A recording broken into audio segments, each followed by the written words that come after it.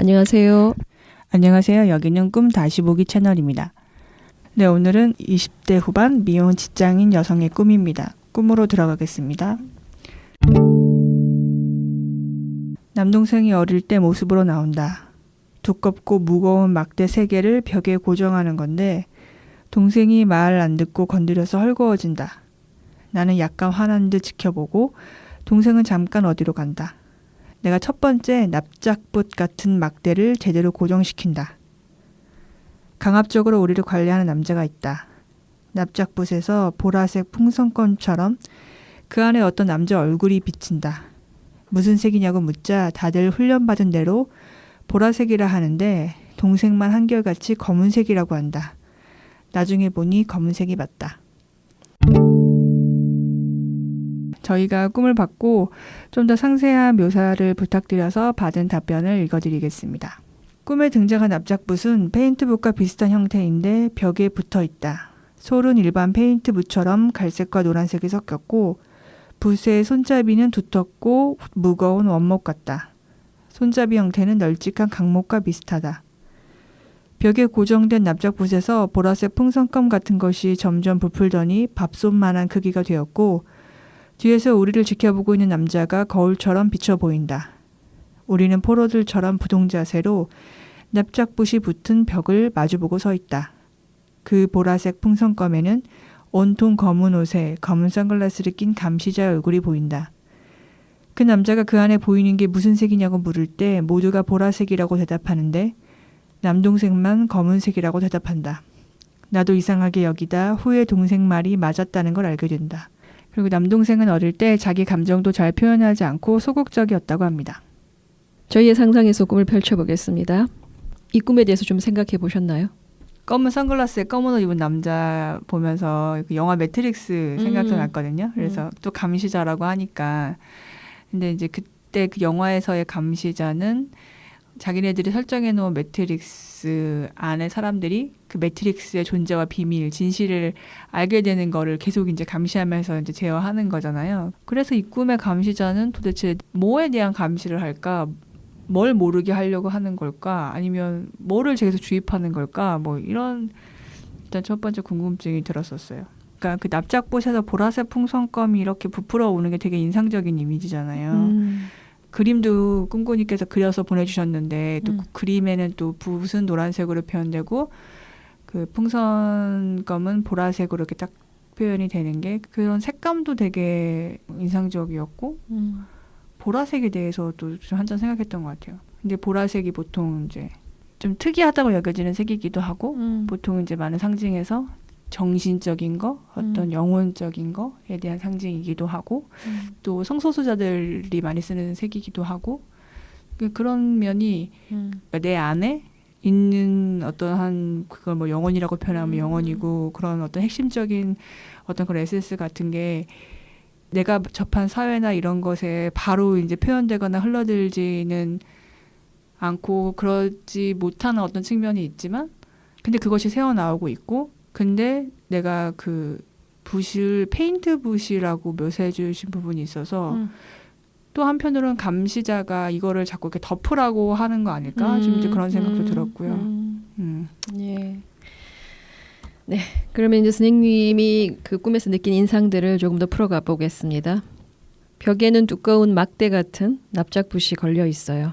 보통 벽에는 멋진 그림이나 또는 그 집안을 상징하는 글귀가 새겨진 액자 같은 것이 걸리잖아요. 가운 같은 것이 걸리기도 하죠. 그렇다면 내가 있는 이 공간에 걸린 두꺼운 납작붓은 내 의식이 세상에 내세우는 말하자면 내 영혼의 집에 걸린 가운처럼 느껴지기도 한단 말이죠. 멋진 위용을 자랑하도록 3개를 걸어둔 것입니다. 뭐냐 하면 내 영혼의 집 안팎을 가꾸는 데 주력해왔다는 뜻 같아요. 페인트는 아주 유용하게 사용될 수 있죠.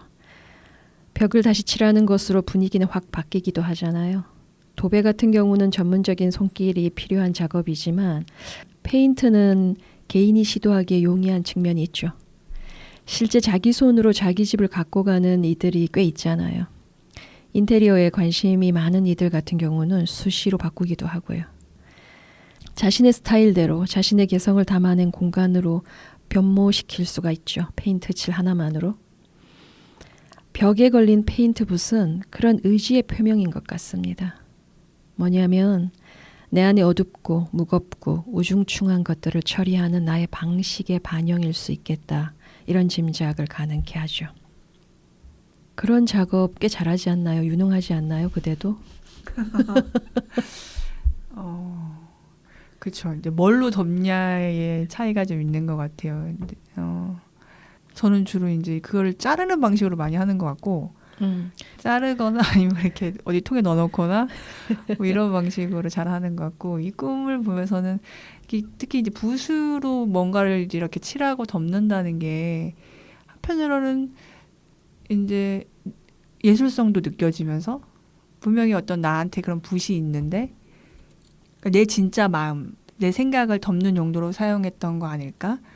좀 그런 생각을 했거든요. 왜냐하면 그 또 감시자가 있다는 게 내가 어느 시선을 의식해서 그 시선 안에 나를 좀 가두기 위해서 이렇게 덮었던 거 아닐까? 그래서 오히려 이거를 사실 나는 내 진짜 마음은 다르게 사용하고 싶었던 게 있는데 그동안은 그랬던 거 아닐까? 좀 그런 생각이 들었었어요. 지금부터 페인트 칠의 요긴함을 짚어볼까 하는데요. 페인트는 물감처럼 다양한 색상으로 만들어낼 수가 있잖아요. 이런저런 색깔을 섞어서 내가 원하는 색상을 만들어낼 수가 있단 말이죠. 그 나름의 재미가 있어요. 실제로 내가 공간 인테리어에 관심이 있는 사람일 수가 있겠죠. 그것의 반영일 수 있겠지만 또 아닐 수도 있고요. 근데 중요하게 봐야 할 지점은 심리적 차원으로 가져와서 바라봐야 한다는 거예요. 언제나. 뭐냐면 내 의식이 무엇을 추구하느냐 하는 것입니다. 페인트는 마법적 효과를 내잖아요. 벽에 새겨진 온갖 허물이나 얼룩, 오점을 말끔하게 없앨 수 있죠. 그리고 아주 산뜻한 분위기를 내는데 가장 효과적으로 사용할 수 있죠. 깔끔하게 덮을 수가 있다는 뜻입니다. 허물이 과하다 싶으면 거기에 뭐 그림을 그려 넣을 수도 있고요. 그러니까 보기 불편한 것들이 아주 만족스러울 정도로 사라지거나 가려질 수 있다는 거죠. 말하자면 외부로 드러날 경우 문제가 될 것들은 싹 처리가 될 수 있어요. 멋지게, 근사하게, 세련되게. 그런 측면에서 페인트 칠이라는 게 아까 선생님도 얘기했지만 생산적이고 뭔가 발전적인 어떤 측면을 가지고 있는 것 같기도 한데요. 봅시다. 실제 이 꿈은 자신의 내면에 많은 관심을 가진 이의 꿈으로 보여집니다. 이것은 페인트 칠이 가진 역설로 드러나는데요. 페인트 칠이라는 해결책에 이르기까지 나 자신을 괴롭혀 온 것이 있었다는 뜻이잖아요. 말하자면 덮고 가리고 싹 지워버리고 싶은 오점들이 내 안에 있다고 믿었다는 뜻입니다. 내게 새겨진 보기 싫은 얼룩들, 오점들, 상처와 결핍을 어떻게 보면 싹 걷어낼 수 있지 않을까? 그렇게 하려면 어떻게 해야 하지? 뭘 해야만 할까? 그런 고민들이 여기에서 읽힌다는 뜻이에요. 효과적이고 효율적으로 처리할 수 있는 방법에 대한 고민. 그런 시간들이 길었던 것 같기도 하고요. 그 고민들을 계속 해왔던 것 같기도 하고요. 이것은 지나간 기억들이 어떤 식으로든 내 삶에 크나큰 영향을 끼쳐왔고 나를 괴롭게 만들고 있다는 점을 시사하고 있다는 거예요. 그러한 고백이 벽에 걸린 3개의 납작붓에 담겨 있다고 보는 겁니다. 되게 동의되면서 또 페인트 칠이라고 하니까 사실 페인트 칠이 그 과정 자체는 굉장히 이제 노력이 많이 들어가잖아요. 하기에 따라 즐겁기도 하고. 그래서 사실 한 번 칠해서 안 되고 2번 칠하고 3번 칠하고 되게 사실 노력과 품이 많이 들어가는 건데 그런 면에서 보면 진짜 내 공간, 내 마음의 공간이 내가 어떤 바라는 이상적인 모습으로 되기를 어떤 내가 그려놓은 그 내 상처럼 되기를 바라면서 한 노력이 그 지점도 봐주고 싶다. 정말 컸던 것 같아요. 맞아요. 예, 봅시다. 나는 정기적으로 내 영혼의 공간에 페인트 칠을 하는 방식을 써왔던 것 같습니다. 외롭고 울적할 때마다, 수치와 죄책감이 몰려올 때마다 벽에 걸려있는 커다란 붓들 중에 하나를 떼어냅니다. 그리고 칠하기 시작하죠. 반나절 혹은 한나절 고생해서 작업이 마무리되면 시원함과 산뜻함이 기다리고 있었거든요. 깔끔한 색이 입혀진 공간에 옮겨진 기분이라고 할까? 그런 걸 만끽할 수 있었죠. 새 기분, 새 마음으로 가뿐하게 한동안 흘러갑니다. 그러다 어느 시점에 이르면 다시 반복되었죠.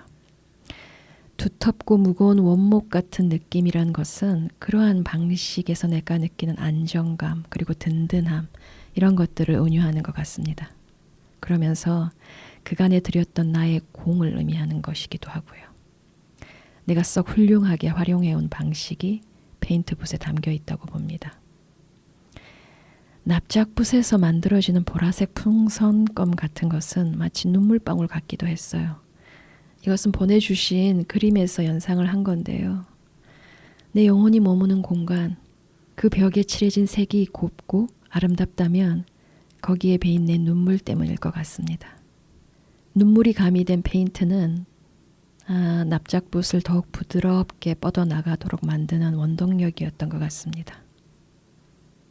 때문에 내 의식의 습, 페인트붓의 방식은 앞으로도 좀 더 혹은 더 오랜 시간 유지될 것 같긴 해요. 지금 내가 20대에 있잖아요. 대단히 젊잖아요. 그리고 이 페인트의 습은 세상살이에서 적응의 측면을 고려하자면 굉장히 요긴하게 활용될 수도 있을 것 같고요. 세상을 살아가자면 가면이 필요한데 그러한 가면을 만드는데도 요긴하게 활용될 것 같고요. 그리고 그게 페인트고 집을 만약에 꾸미는 데 쓰인다면 요새 정말 많은 사람들이 그러한 정말 화사하고 예쁜 집을 원하잖아요. 모두가 다 비슷하게 원하는 지점이고 내가 그렇게 잘 또 칠할 수 있다면 내가 관계에서도 되게 사람들의 호감도 잘 받을 수 있고 같이 뭔가 공유하는 게 많아지니까 그러면 확실히 정말 세상 살면서 좋은 측면이 많죠. 남동생은 왜 어린 시절의 모습으로 등장했을까? 이 질문에 답해 가볼게요. 어린 시절의 남동생을 내성적이고 자기 표현이 없던 것으로 기억하고 있어요. 깨어있는 삶에서 남동생의 그 시절은 지나갔습니다. 그런데 꿈에서는 어린 남동생으로 등장했단 말이죠. 그 시절로 돌아갈 수만 있다면 살뜰하게 챙겨주고 배려해주는 누나가 되어주고 싶을 겁니다. 그랬다면 동생과의 관계도 지금과는 달라져 있을 테고요. 만일 그러한 아쉬움이 있다면 그 지점에 오래 머물러 볼 수 있기를 바라는데요. 왜냐하면 내 안에 떠오른 어린 남동생에게 그 배려를 쏟아야 할 때인 것 같아서요. 내 안에 떠오른 남동생은 실제 남동생이 아닙니다. 나의 살뜰한 보살핌을 받아야 하는 내 안에 어떤 요소나 특질인 것입니다. 꿈에 등장한 동생의 행동을 유심히 따라가 보고 싶은데요. 그는 납작붓을 떼어내고 싶어 하는 것 같거든요. 그렇다면 왜 그런 행동을 하는 것일까? 남동생 눈에는 그 납작붓이 거슬릴 수도 있고 아니면 하나 가지고 싶어서일 수도 있습니다. 우리가 창의적 예술놀이를 한다고 할 때 물감으로 막 장난치기도 하잖아요. 어린 남동생이라면 재밌어 할 것 같아요. 내가 내 안의 남동생에게 그런 장난질을 아주 마음껏 허용할 때만 이 어린 남동생은 창의성을 잘 발휘하는 사람으로 성장하지 않을까 그런 생각이 들거든요.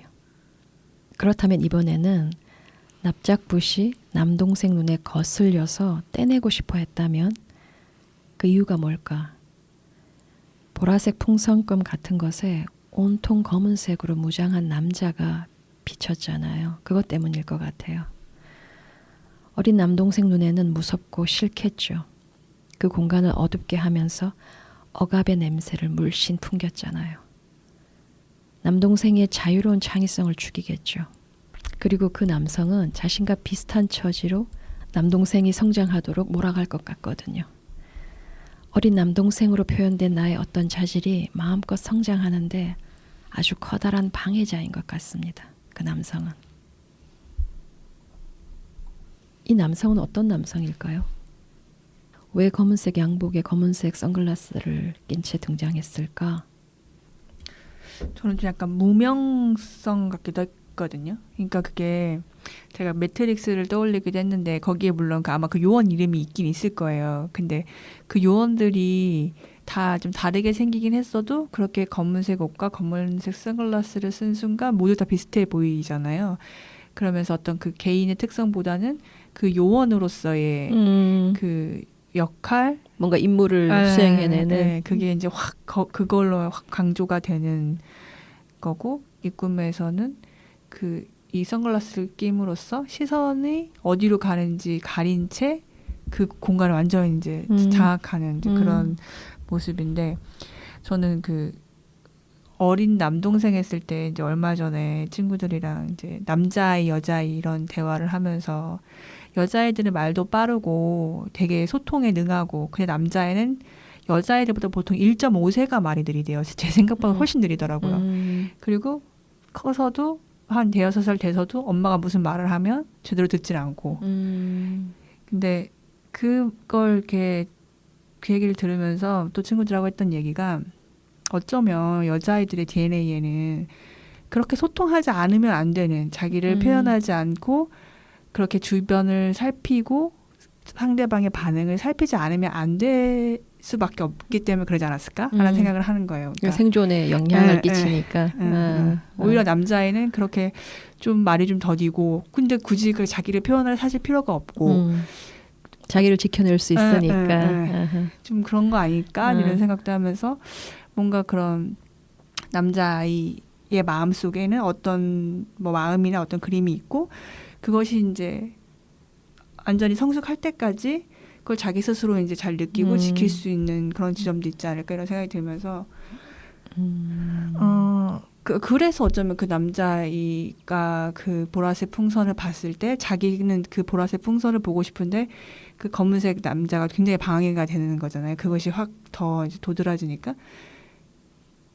그래서 오히려 이 방의 분위기에 떠나서, 이 방의 분위기는 검은색을 봐도 보지 않았다고 말을 해야 되지만, 그 남동생은 그냥 자기가 보이는 거를, 가장 도드라지게 보이는 거를 이렇게 말할 수 있지 않았을까, 이런 생각이 드는데, 이 검은색 옷과 선글라스와 검은색 옷을 입은 남자 자체가, 그 차림 자체가 본인의 개성을 죽이는 것 같기도 하지만 이 방 분위기를 전체적으로 그렇게 만드는 거 아닐까 싶은 거예요.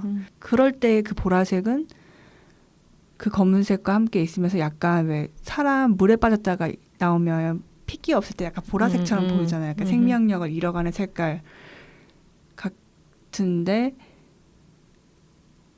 이 보라색이 정말 자기의 생명력을 갖기 힘든 이유가 사실 이 검은색 남자 때문인데, 우리한테는 자꾸 보라색만 말하라고 하는 게, 나의 이런 창의력이 생명력을 가지지 못하는 이유를 자꾸 자책하게 만든다는 느낌도 좀 있었어요. 사실은 내 안에 이런 감시자 때문인데, 그냥 내가 이걸 잘 살아내지 못해서 그냥 풍선껌처럼 그냥 일시적인 것으로 그냥 사그라드는, 그거를 그냥 다 내 책임인 것으로 몰아간다고 좀 생각이 들었어요. 남동생이 어떤 실수를 하고 내가 막대 같은 납작붓을 고정하자마자 어떤 인물이 드러나잖아요.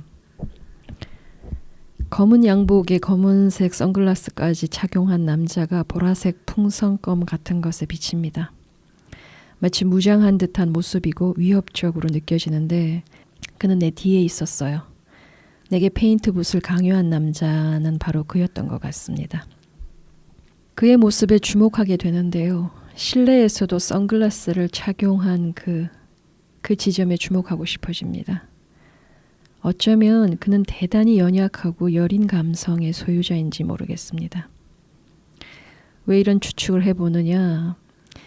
TV를 보다 보면 남자 연예인들 중에 선글라스를 착용한 채로 방송에 임하는 이들을 간혹 보게 되잖아요.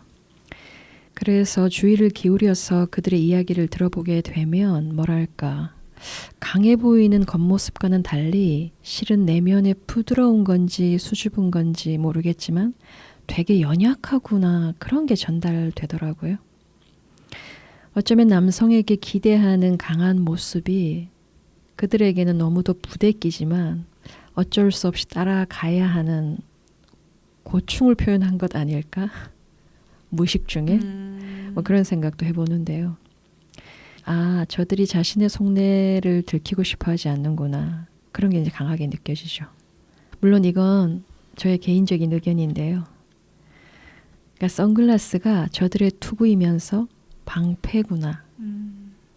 그런 느낌이 들 때가 있다는 거죠. 여성들 중에도 화장을 그렇게 이용하는 이들이 있잖아요. 실제로. 내 뒤에 서 있는 이 남성 역시도 그런 약함을 위장하고 싶은지 모르겠어요. 너무나 약하다고 스스로를 생각하면서도 그런 일면을 결코 드러내지 않으려는 노력. 그런 노력은 사회를 살아가는 데 필요한 것이기도 하죠. 하지만 그것이 자신 안에 어떤 힘도 무시하면서 극단적인 강함을 추구하는 것으로 가서도 곤란하죠. 이 남성이 그런 유형의 남성인 것 같은데요. 왜냐하면 그런 남성은 언제나 긴장을 형성하는 것 같아요. 그러면서 계속적으로 억압을 만들어낸단 말이죠. 그가 내 등을 밀고 있습니다. 빨리 페인트 칠을 하라고. 페인트 칠을 해서 빨리 가리고 빨리 덮으라고. 나는 좀 머물러서 제대로 보고 싶은데 뒤에서 자꾸 나를 미는 거예요. 뭐 하냐고. 나를 향해서 그런 명이 떨어지는 거죠. 그러면 난 다시 덮고 가리는 데 주력하죠. 대단히 강한 모습으로 무장한 그 남성은 실은 대단히 약해서 그가 내 공간에서 자행하는 일들이죠. 저한테도 좀 시사점이 있는 게 자신을 억압하는 사람이 만드는 분위기, 다른 사람한테 미치는 영향이 정말 자기한테 하는 것처럼 다른 사람도 그 사람 스스로 하게 만들기도 하고 내가 또 그 사람한테 억압을 하기도 하고 강요하기도 하고 온통 검은색으로 무장한 그가 보라색 안에 뭐가 보이는지 보이는 색깔을 물었단 말이죠. 나를 비롯해 다들 보라색이라고 말합니다. 보라색은 뭐랄까 신비한 아우라가 느껴지는 색이잖아요. 그래서 여성들의 선호를 받는 색이기도 하고 꿈에서 느껴지는 바는 내 어린 시절의 기억과 경험을 그러한 방식으로 채색하고 싶을까? 그런 고민을 해보게 돼요. 어둡고 불편한 지점들에 관해 깔끔하게 보여지도록 애를 쓰는 겁니다. 그러기 위해서 정기적으로 부지런한 붓질이 필요한 거죠. 그러니까 내가 되게 부지런한 건 사실인 것 같아요. 남들 시선에 흉해 보여서는 안 되고 구질스러워 보여서도 안 되고 심각한 허물로 보여서는 더더욱 안 되니까요. 지나온 시절에 대한 괴로움들, 어떠한 형태가 되었든 보상받고 싶은 마음도 커 보이고요. 아주 근사하고 멋진 모습들에 대한 열망은 상당한 것 같습니다. 이를 위해 쏟았던 에너지, 쏟고 있는 에너지, 고되지 않을까 그런 짐작도 해보고요. 현재 스스로 어느 만큼 만족하고 있는지 그 질문도 해보고 싶은 거죠. 나는 페인트붓을 아주 소중히 여기며 살아왔습니다. 그런데 내 방식에 남동생이 끼어들었습니다. 어린 남동생은 새로운 가능성을 품은 채 내 안에서 막 떠올랐거든요. 장차 내 힘이 될 수 있는 잠재력을 지닌 채 떠올랐다는 뜻입니다. 보이는 색이 무슨 색이냐는 질문에 보라색과 검은색 모두 적절한 답이었습니다. 우리 모두는 진실을 말했던 거죠. 다만 어느 지점에 집중하느냐의 차이가 있었을 뿐입니다. 보라색이라고 말한 나와 내 주변, 우리는 언제나 배경에 집중해 왔던 것 같아요. 어떤 배경을 가질 것이냐, 어떤 환경 속에 내가 있어야 할 것이냐, 있고 싶은가. 새롭게 떠오른 남동생은 그 원의 중심, 사람에 집중하는 것 같습니다. 어린 남동생이 나의 존중과 배려를 받고 무럭무럭 잘 성장한다면 내게 열어줄 새로운 시각이라는 것은 그런 것이 아닐까 싶어요. 내 뒤에 서 있는 그 남성에 대해 나는 방 안에 존재하지 않는 듯 무시했잖아요. 어린 남동생은 그를 바라봐 줬어요. 그리고 그의 존재를 알려왔습니다. 존재가 드러나면 그가 그 공간에서 해온 역할도 드러나기 마련이죠. 그 역할이 드러나야 내가 그와 함께 머무를 것인가? 그를 밖으로 내보낼 것인가? 그 결정을 할 수 있겠죠. 그 선택을 할 수 있겠죠. 페인트 붓으로 대충 벽에 먼지를 훑어낸 뒤 원하는 색을 위아래로 쫙쫙 칠해주면 그 공간은 완전히 다른 공간으로 탄생하잖아요. 그다지 복잡하거나 어렵지도 않고요. 다만 육체적 수고로움이 요구될 뿐입니다. 페인트로 덮지 못할 얼룩이나 과오는 드물어요, 사실. 얼룩이나 허물이 좀 과하다 싶으면 무늬를 줘서 포인트를 줄 수도 있고요. 보기 싫은 것들을 아주 감쪽같이 사라지게 할 수 있다는 거죠. 그래서 그 결과를 상상할수록 굉장히 유혹적으로 느껴져요. 반나절 혹은 한나절 고생해서 화사하고 근사한 공간으로 재탄생되니까요. 정기적으로 행할 수도 있고요. 그래서 페인트 칠에 열을 올리다 보면 자칫 대단히 강박적으로 빠져들 수가 있을 것 같습니다. 너무나 유혹적이니까. 거기에 제동을 거는 친구가 어린 남동생 같아요. 벽에 3개나 되는 페인트 붓이 걸려 있잖아요. 어린 남동생은 본능적으로 아는 것 같습니다. 이제 하나 정도는 떼내도 된다고. 그의 뜻을 존중해 줄 때인 것 같기도 한데요. 보라색 풍선껌에 비친 남성의 모습. 그렇다면 그는 내 뒤에 서 있는 것으로 보이는데요. 그 남성에 대해서 알아보겠습니다. 검은색 양복과 검은색 선글라스는 겁 많은 그가 대외적으로 취하는 스탠스 같습니다. 말수를 최대로 줄이고 무표정을 가장한 채 냉철한 인상을 주려고 하는 것 같은데요. 과했죠. 그래서 위압적으로 보일 뿐이죠. 특히 공간 아닌데 선글라스를 낀 상태로 있어요. 선글라스 낀 모습은 무엇을 의미하는 것일까? 보겠습니다. 그가 내 뒤에 서 있으면 내 시선은 페인트 붓에 고정될 겁니다. 선글라스를 낀 채로 그는 적반하장으로 나오고 있어요. 자신의 어둠을 내 탓으로 돌리고 있으니까요. 자신의 음울함도 내 탓인 겁니다. 만일 내가 밝음에 대한 강박적 착을 가지고 있다면 이는 그 남성 때문으로 보입니다. 그는 내게 밝게 하라고, 더 밝은 색은 없냐고, 더 밝고 화사한 공간으로 바꿔보라고, 좀 더 아늑한 분위기를 내라고, 방안이 화사하지 않은 이유를 언제나 내 노력 부족으로 돌리는 겁니다. 그는 어둡고 칙칙한 세상에 살지만 선글라스 벗기를 거부합니다. 선글라스를 벗는 순간 자신이 얼마나 여리고 상처받기 쉬운 사람인지가 만천하에 드러날 것만 같거든요. 빛이 자아내는 색을 갈망해왔고 삶의 생기를 간절히 원해왔지만 지금까지 취해온 스탠스를 무너뜨리는 위험을 감수할 수는 없거든요.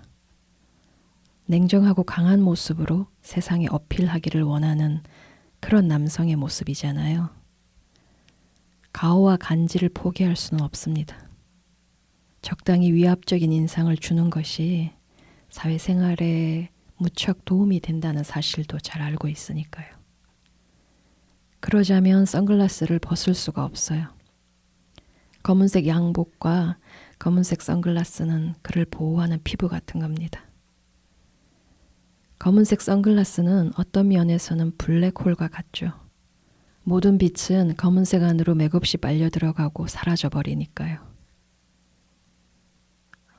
소유의 개념으로 빛과 색을 바라보는 것 같습니다. 빛을 소유하고 싶어 해요. 탁월하고 찬란한 빛을 낼 수 있지 않을까 하는 바람에서였죠. 그때도 빛을 열망하지 않았나요? 제 꿈 다뤘을 때 그 다이아몬드 얘기했을 때 그러니까 내 안의 빛을 믿고 확인하기보다 외부에 있는 빛을 열망하고 그때 제 빛은 다른 사람이 내는 어떤 천재성, 예술성, 똑똑함 아니면 사회적으로 어느 위치에 올라가서 뿜어낼 수 있는 그런 힘 이런 거라고 주로 이제 생각을 했었던 것 같아요. 그래서 그것을 내가 어떤 과정을 통해서나 내가 어떤 지식을 얻거나 아니면 되게 막연하게 먼 어느 때가 되면 내가 그런 걸 가질 수 있지 않을까? 이렇게 주로 생각을 했었던 것 같아요. 지금 빛에 대한 이해가 어떻게 달라졌어요? 지금은 결국 밖에서 가지고 올 수 있는 것은 아무것도 없다라고 생각을 하는 것 같아요. 오히려 이제 밖으로 자꾸 투사를 하면 할수록 나는 더 점점 어두워지고 내가 이렇게 내 안으로 시선을 돌려서 내 안에서 조금이라도 올라오는 것에 그 빛을 비춰서 믿어서 끄집어내야 뭐라도 조금이라도 나오지. 내가 항상 외부로 시선을 돌리고 다른 사람에게 있는 빛을 그걸 내가 이제 흡수하려고 하고 배우려고 하고 가져오려고 하고 언젠가 인정받을 수 있을 거라고 이제 생각을 할수록 나는 더 어두워지는 것 같아요. 다시 꿈으로 돌아와서요. 빛에 대한 그릇된 인식이 있었고요. 그로 인해서 밝음의 한가운데 있음에도 밝음을 누리지 못하는 결과를 냈어요. 늘상 벽에 붙어서 페인트 칠을 해대는 나 역시도 빛을 제대로 누리지 못하기는 마찬가지였잖아요. 우리 둘이 만들어내는 슬픈 하모니는 그런 거였죠.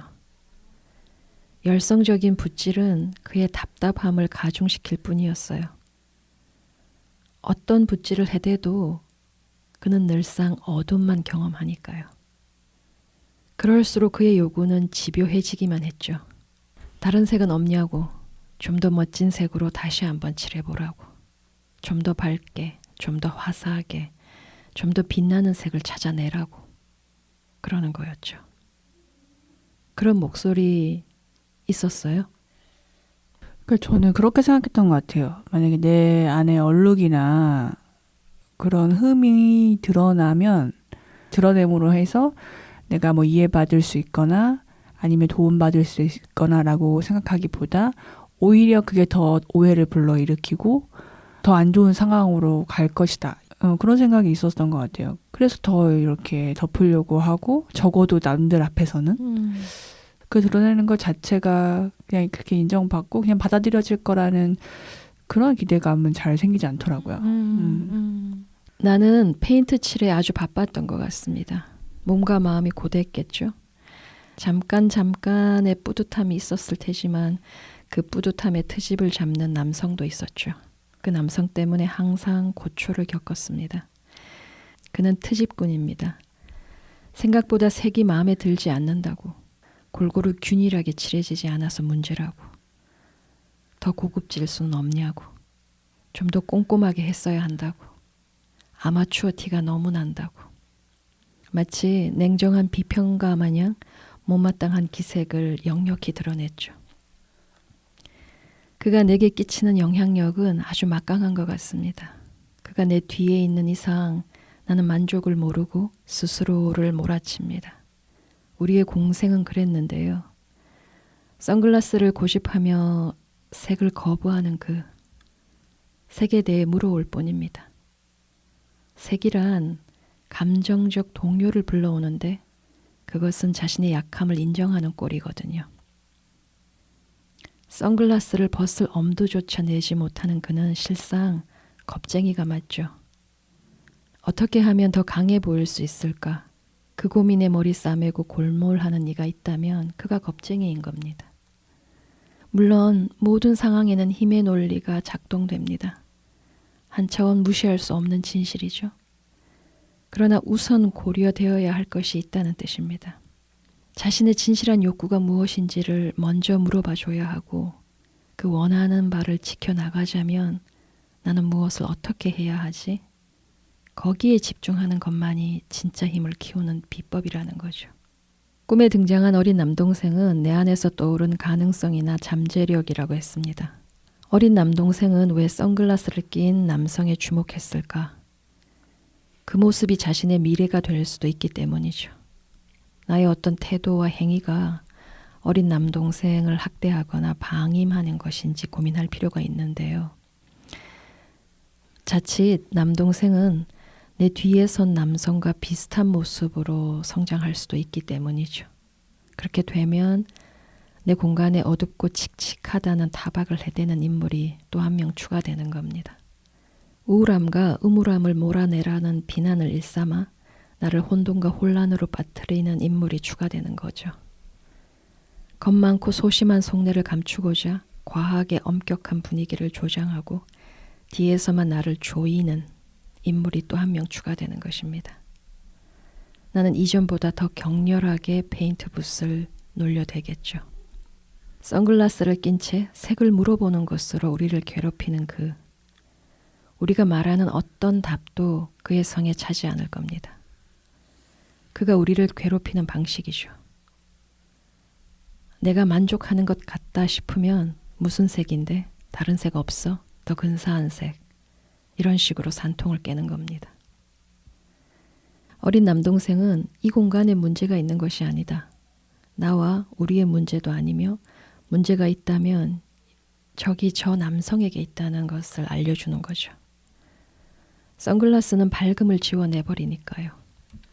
선글라스에 대한 착과 고집을 내려놓도록 따끔한 일침을 날려야 하는 겁니다. 남동생처럼요. 해결의 실마리는 거기에 있죠. 주변의 모든 이들에게는 너무도 명백하게 드러나는 진실인데 막상 그것을 꼭 봤으면 하는 그 개인은 아니라고 밀쳐버리는 경우가 허다하잖아요.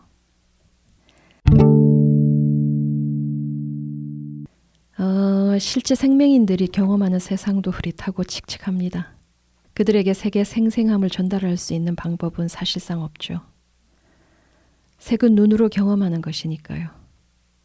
선글라스를 낀 채 살아가는 남성, 그는 심리적 생맹을 자처하는 것입니다. 생맹의 원인을 선글라스에서 찾지 않는 고집은 선글라스를 벗으라는 조언을 차단하기 위해서죠. 선글라스를 벗게 되면 자신의 두 눈이 그대로 세상에 노출될 거잖아요. 겁먹은 두 눈이 그대로 세상에 드러난다는 건 생각만으로 끔찍하죠. 근데 해결책은 두렵더라도 언제나 문제의 본질을 다뤄야 한다는 겁니다. 문제의 근원은 제쳐두고 엉뚱한 지점에서 헤맬 때 그 문제는 점점 꼬여만 가죠. 그리고 내가 처한 어려움도 극심해집니다. 배경과 본질 둘 다 중요한 것이다. 이런 진부하고 뻔한 생떼를 받아들인다고 해도 배경이 본질에 결코 우선할 수는 없습니다. 검은색 선글라스에 남성을 제쳐두고는 내 공간이 처한 문제를 해결할 수 없다는 뜻이죠. 그와 소통하고 해결을 보지 않는 이상 내 공간의 문제는 해결되지 않아요. 그의 요구에 무조건 고분고분하게 따를 것이 아닙니다. 되물어 봐야 하죠. 왜 선글라스를 끼고 그러냐고. 당신에게 무슨 사연이 있냐고. 이 공간의 어둠과 무거운 우물함을 걷어내는 첫 조치는 그렇게 시작되어야 하는 겁니다.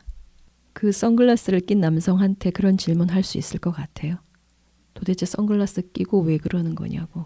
내면의 남성성 수업할 때 항상 그 꿈속에 나온 남자들하고 대화하는 과제가 있잖아요. 그랬을 때 이제 그런 질문들 던지면 내가 기대하지도 않았던 얘기들이 나오기도 하는데 이 사람이 뭘 보고 싶지 않았는지, 뭘 드러내고 싶지 않은지 그런 거는 되게 바로 얘기를 해줄 것 같아요. 그렇게 내가 물어보면. 색깔과 빛이라고 하는 것을 그대로 받아들이기 이렇게 싫어하는 건지 얘기를 해줄 것 같아요. 내가 제일 보기 싫어하는 건 뭐예요? 밀쳐버리거나 눈을 감아버리거나 그냥 거부해버리고 싶은 거. 저는 좀 어떤 부정적인 것이든 그것을 이제 내가 보면 내가 이제 감당하고 그래서 나의 변화가 일어나야 되잖아요. 그거를 좀 두려워하는 것 같아요.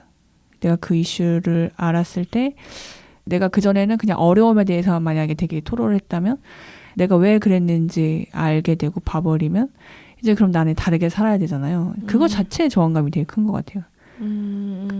그렇게 이제 변화를 이제 내가 이제 추동을 하고 이끌어내야 되는 그 자체가 되게 힘들고 뭔가 변화라고 하는 것은 내가 할 수 있을까? 이런 이제 의심도 들고 다른 사람이 돼야 될 것 같은데 내가 그럴 수 있나? 근데 그거 자체를 좀 거부하고 지연시키고 싶달까?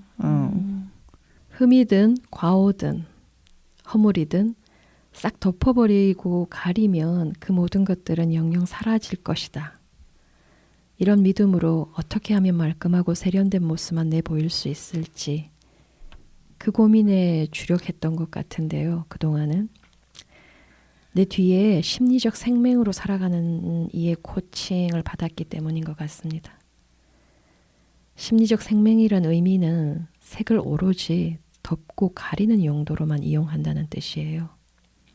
그 자신 색의 아름다움에 순수한 기쁨을 누리지 못한 탓이고 빛이 만들어내는 다채로운 색깔에 순수하게 감탄해 본 경험도 전무하기 때문이죠. 나에게 불편스러움을 일으키는 것들, 세상이 불편해하고 마뜩찮게 여길 것들, 그런 것을 덮고 가리는 용도로만 경험하는 겁니다. 그래서 색은 나에게 필수품 같은 거였죠. 나의 그런 방식에 어린 남동생이 아주 의미 있는 균열을 가하고 있는 겁니다. 다양한 색상은 감정의 다채로움을 비유하기에 딱입니다.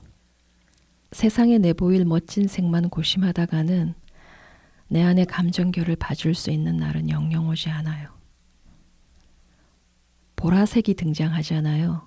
보라색의 보라, 제대로 똑바로 보라는 것입니다. 제대로 보았던 이는 남동생뿐이었고 제대로 보니 거기엔 검은색으로 무장한 한 남성이 있었잖아요. 제대로 본다는 것은 이렇게 중요하죠. 제대로 볼 때만 전환을 이뤄내는 질문을 할 수가 있는 겁니다. 나의 고요함은 어떤 빛깔일까? 나이기에 낼 수 있는 빛깔은 무슨 색일까? 내가 내는 빛깔도 의미가 있을까? 그런 고민이 시작되는 시점에 내가 있습니다. 내가 있는 공간에 주목해 볼까 하는데요. 공간이란 네 개의 벽이 만나 형성되는 겁니다. 네 개의 벽이 만나 창조한 방은 누군가를 품게 되는 거죠. 거기에다 내가 원하는 색으로 사면의 벽을 입히고 나면 그 공간에 폭 안기는 기분이 들 거예요. 공간은 기본적으로 사람을 반기죠. 내가 지닌 자질에 대한 은유일 겁니다. 사람을 아주 따뜻하게 품을 수 있는 그런 사람 같거든요. 나라는 사람은. 만일 나는 그런 사람이 아니라고 손살에 칠 정도로 거부감이 든다면 그것은 내 안의 회방끈이 자행하는 짓일 겁니다. 바로 내 뒤에 서 있었으니까요. 그는 나를 벽으로 밀어붙여요. 벽으로 가까이 붙을수록 내가 있는 공간을 온전히 누리지 못하게 됩니다. 내가 누리지 못하는 기쁨을 다른 이에게 줄 수가 없잖아요. 나는 지금 벽이 아닌 공간을 향해 크게 턴을 해야 될 시점에 있습니다. 꿈은 그 용기를 내보라는 거죠. 그리고 그 남성과 마주하는 겁니다. 이런 말까지 전할 수 있으면 좋겠는데요. 뭐냐면 선글라스를 벗으라고. 선글라스를 벗고 한번 제대로 보라고. 물론 그의 이상한 꼬임에 다시 넘어갈 수도 있고 그러다 빠져나오는데 시간이 걸릴 수도 있고 그런 과정이 여러 번 반복될 수도 있죠. 하지만 그러는 동안 나 자신을 품게 될 겁니다. 내 의식은 불편하고 보기 싫은 것들을 덮고 가리는 데 열을 올렸죠. 그런데 서서히 다른 것들을 허용하게 될 겁니다. 어린 시절로 돌아갈 수 있다면 남동생에게 해주고 싶은 게 있을 거잖아요. 그런 것들을 하나 둘씩 베풀어 주는 겁니다. 내 안의 남동생한테 말이죠. 나의 내면에서 성공해낸다면 실제 남동생과의 관계에서도 어떤 변화를 겪게 될 거예요. 변화의 이치는 그런 겁니다. 안에서 밖으로 흐르는 거예요. 꿈 장면으로 돌아와 보면 남동생을 향한 마뜩찮은 눈길부터 거둘 겁니다. 남동생의 말이 맞았다고 나도 인정했잖아요. 그 똘똘함을 보아줄 것이고 머리도 쓰다듬어주고 잘했다는 칭찬도 건네고 웃어도 주고 그런 소소하지만 의미 있는 것들이 내 안의 남동생을 성장시킬 겁니다. 그가 내 안에서 잘 성장한다면 보라색 풍선껌 그 안을 차지한 겁 많고 외로운 한 사람을 봐주는 이로 성장할 수 있을 것 같습니다. 사람을 품는 이로 성장할 수 있을 거예요.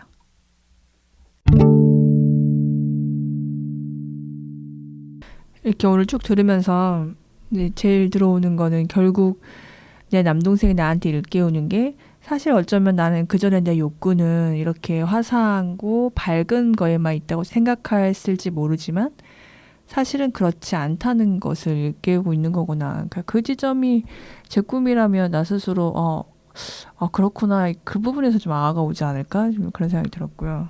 저는 또 이제 좀 부러운 지점이 더 풀려고 했던 어찌됐건 칠하는 작업을 계속 해온 거잖아요. 그만큼 계속 색깔을 봐오고 기존에는 선글라스 낀 남자의 요구대로 뭐 칠했을지 모르지만 그래도 나한테 색에 대한 이해가 더 있지 않을까? 좀 이런 생각이 들었거든요. 그래서 그 욕구의 방향을 나로 돌렸을 때 내가 원하는 이제 색깔을 이것저것 칠해보려고 했을 때 내가 색을 얼마나 잘 알고 다루는지도 새삼 좀 알게 될 것 같았어요.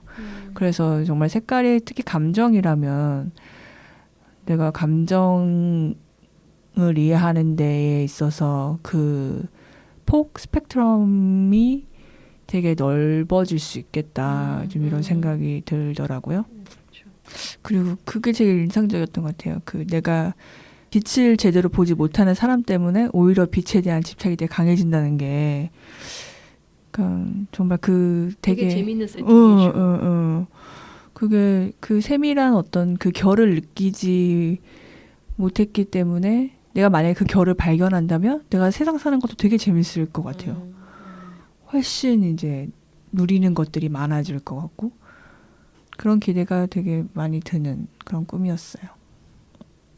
그리고 그 남동생과 그 감시자의 그 관계가 예전에 왜 아티스트 웨이라는 책 보면은 어떤 사람이 창의성을 이제 끄집어내려고 했을 때 내 안에 그 자꾸 제어하고 평가하고 판단하는 어떤 목소리가 있다. 그거에 정말 어떤 그 현연한 모습이 그 감시자의 모습인 것 같고, 진짜 내 안에 막 살아나오는 그 창조성은 그 남동생의 모습인 것 같은데, 확실히 남동생은 정말 어리고, 그러니까 내가 정말 잘 지켜줘야 할. 특히 저도 그런 것 같거든요. 내가 뭔가를 끄집어냈을 때 그것의 미숙함을 견디는 게 너무 힘들잖아요. 그 미숙함이 느껴질 때마다 그 감시자의 목소리가 확 나와서 거봐. 아니잖아. 이게 바로바로 이제 내가 평소에 그 감시자의 목소리가 들려올 때 진짜 강력하게 내가 내 남동생을 좀 잘 지켜주는 사람이 돼야 되겠다 이런 생각이 들어요. 그리고 제가 마지막으로 한 가지 하고 싶은 얘기는 이 꿈 자체가 대단히 이타적인 사람의 꿈이라는 생각이 들어요. 그러니까 공간이라고 하는 것이 나 혼자 머물기도 하지만 언제나 사람들을 품기 위한 거라서요. 내가 가지고 있는 그런 이타성에 대해서 스스로 얼마나 인식하고 있는지 이런 것도 좀 궁금해지고요. 그런 자신의 모습을 잘 발견해 갈 수 있기를 바라는 마음 있어요. 네, 감사합니다. 네, 오늘 꿈 여기서 마치고 다음 시간에 다른 꿈으로 찾아뵙겠습니다.